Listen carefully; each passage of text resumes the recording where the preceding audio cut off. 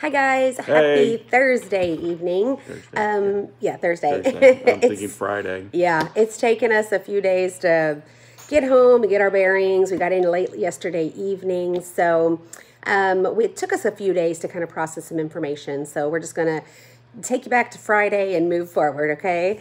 So on Friday of last week, we got a lot of information, and we knew that we went up there to get answers, and we did get them. It took us a little time for the Lord to just kind of give us peace, and we know that God is a healer and has all this under control. They did find a tumor in his brain on Friday when they did the MRI. I do have a He brain. does have a brain. They saw it. We also learned that Oscar is quite claustrophobic. Yes. Did not like the MRI at all. But when they did that, they found a tumor on his pituitary gland, and they're not sure if that's causing the pain. His final word is that they're going with the meningitis scenario, that his white counts and stuff were high when he was here. White counts are better now. So he's going to be treating this like a post-meningitis headache, with the tumor being a possibly secondary condition. So the plan right now is to treat the headache first, and then in July we're going to go back and rescan the tumor. So the treatment that he's going with is Botox. So as you can tell, he's had his first treatment of Botox, and we decided after a really hard, difficult week, I needed to be pampered. He needed some pampering. So he got a little youth rejuvenation of the hair color, and it took a few days for his skin to stop hurting. They did 15 shots of Botox, like in the forehead, like the middle of his nose, bridge, the head, the back of the scalp, the neck, and the shoulders. So It wasn't that it was hurting, it was itching. It itched so bad, and the doctor said, don't scratch it, don't touch it. That was the worst part. It kind of like poison ivy. yeah. It just itched, and I just wanted to scratch, and I think They said that was the worst part. You couldn't rub it because you would displace the Botox. Yeah. And so they're like, don't touch it. Just give it a few days to absorb where it needs to be. So he says it didn't really hurt doing it. No. It hurt me.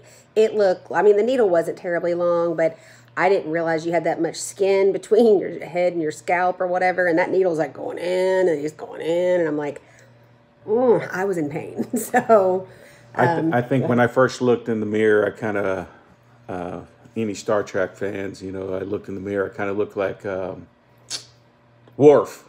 I kind of looked, I was like, whoa, I disfigured. I was like, oh my gosh, but I kind of told her, I said, well, it did take the wrinkles out, so. It did. So I looking younger every day now. I guess my biggest problem was, I told Gail when we were leaving, we were supposed to leave at 5:30 Wednesday morning, and I told her, I said, I'm a little nervous because I don't look like my picture on my ID anymore.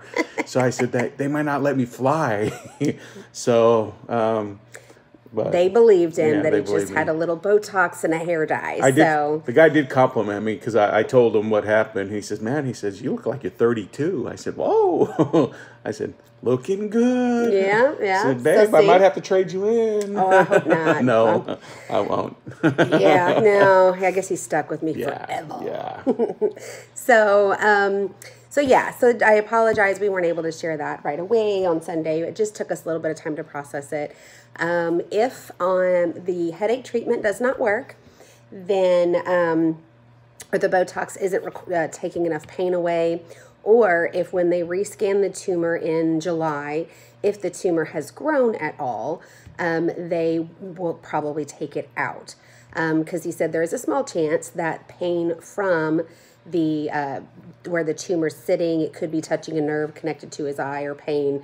She said that's a possibility. So if the medicine doesn't work, or the tumor's growing, and by July when they scan it again, they may actually take it out. They said they would take it out through his nose. So, because I guess the pituitary gland kind of sits back in there behind your eyes and stuff. So that made Justin turn a little pale when we told him. He's like, oh God. I was like, no, don't think about it. So anyway, the visit ended on a high note. He was scheduled to see the nephrologist, which is the kidney doctor, because the neurologist was concerned that some of his kidney levels were high. After he did a ton of tests, which were a video for another day, after he got all that done, the doctor said, she used the word spectacular twice. She said, honestly, considering all that you've been through, what your heart's been through, I think that your kidney functioning at 60% for your age and for all that it's been through is actually great, spectacular. And so he does have to get his creatinine checked every year. And she gave him a plan for what to do with some of his medication when he's coming back for scans for the tumor. So we will be requesting sedation for the next MRI, so that it's a little less traumatizing for him. So where he, said, I'm not going back if they don't give me drugs. So, we do appreciate your prayers and all of you guys who have contributed so much in our life recently. And we just want you guys to know that had we not gone to Mayo, we don't know how long this would have gone unnoticed or how much worse it could have been. And so we felt like you guys are a part of this, and you're a part of the fact that, one, he's getting the treatment that he needs, and he's feeling better, which is good. Yes. Today actually was a good day. Didn't have much of a headache. I had a little bit, probably about a 3. Yeah. The whole time when I was down there at the Mayo Clinic, I was about a 6. On an average, I think at the Friday was probably my worst day. I probably had about a 7, maybe an 8, because the MRI, that was bad. I wasn't feeling good. But today, about a 3. Other than being tired from the trip and everything, but I'm feeling good. I just don't want to overdo it. But yeah, today, yeah. Plus, she's been telling me if I overdo it, then she's gonna kill me. So, well, I'm not gonna kill you. I'll just maim you in some form or fashion. Yeah. So. Or just make you cook your own dinner. No, that's true. Hey, I'm the one who usually cooks. So I'm learning to do better. And just for those who've asked, I'm actually doing well. I think I managed the trip really well. Yes, you did. Got a lot of exercise, wore my mask, was Darth Vader the whole time. I was actually starting to get a little rash on my face because the mask was just irritating my skin. But there was a bunch of pneumonias and funk around that we did not want any part of. So did start around a Cipro on Monday, I think it was. I think a lot of it was because of the temperature.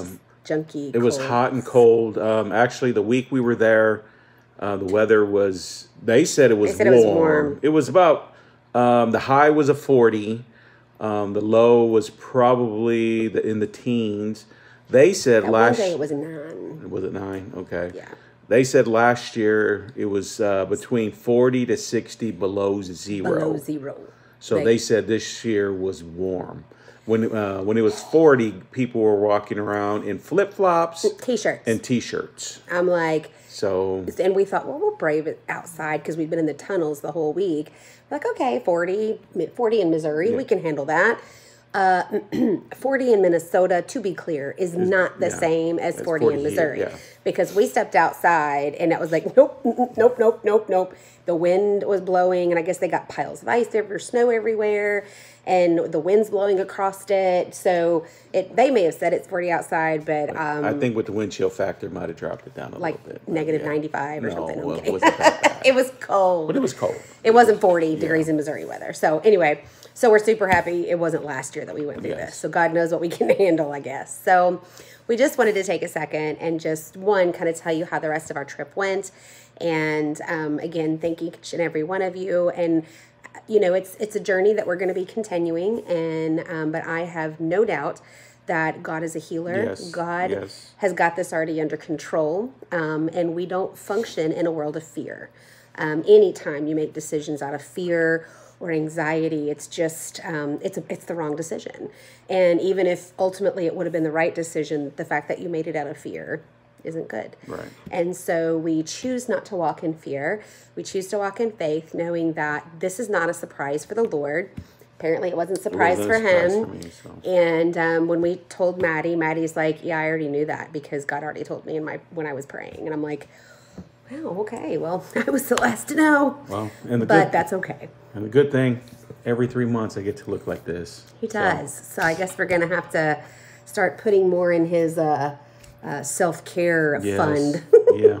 So Hard we love life. you guys. Yeah, he's a pampered man. And for those of you guys at work who are curious when he gets to come back, if this Botox works, he will get to start tapering down on the Topamax. Hopefully soon. Hopefully in the next few weeks. Yes. And then if he can taper off the Topamax, then he'll be able to return to work. I think she said if everything goes good, it took me about a month to work my way to taper up, that it will take about a month to taper down. Yeah. They said once I start the loss of words. Botox? The Botox, it could take up to about a week or two, depending for it for it to have its best effect. Right, to start noticing a difference. He said it's going to vary from person to person. Yeah. So I'm hoping maybe in the next week or two, couple of weeks, I would start noticing something. Yep. If it starts working, then I could start tapering down. So I'm really looking forward to coming back to work. I know that he's missing getting to see his friends. Yes. And some of you guys have made your way all the way out to Brighton, Missouri to see him. And for that, we were very grateful. Yes. I know he's always it's nice for him to get a visitor. So we love you guys. And we'll try to update at least once a week just to let you guys know how he's progressing, how he's doing. And again, every one of you who donated time, money, effort, dropping food off, any of those things. Yes. We are so incredibly grateful. We are thankful that you made this trip possible. And even the fact that for those of you who gave money, if we didn't have that money that was given, we would not have been able to even stay once we got there to get the rest of the testing done. So again, you guys are amazing. I got to yell out for Bill Brake again. He was there at the airport waiting for us. He was going to be there much earlier. Our first flight was canceled, and we weren't 100% sure that we were going to make it into Springfield because it was snowing. Due to snow, and when we got here, it's like, where's the snow? Kind of, just raining. But anyway, so we made it safely, and Bill was there waiting for us. So thank you to Bill and all of you guys who've been praying and just keep us going. So we love you. Hope you have a great night, and we will try to see you later next week. Bye. Thanks again. God bless.